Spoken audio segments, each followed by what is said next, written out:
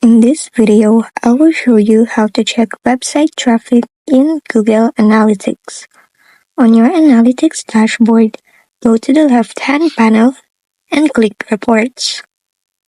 Here, you can view the report's snapshot, which gives a quick overview of key traffic metrics.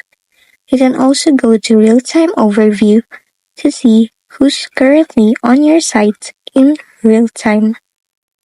Now, if you want to dig deeper into how visitors are finding your site, you'll need to check your traffic acquisition. If you don't see an acquisition section in the left panel, go down and go to Library at the bottom. From there, publish the Life Cycle collection. Once published, you'll now see acquisition appear in the left panel. Click on it, then select Traffic Acquisition. Here, you'll see a detailed breakdown of your traffic sources like organic search, direct, referral, and paid ads.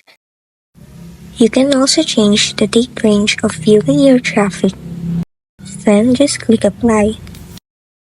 And that's it. Now you know how to check your website traffic in Google Analytics.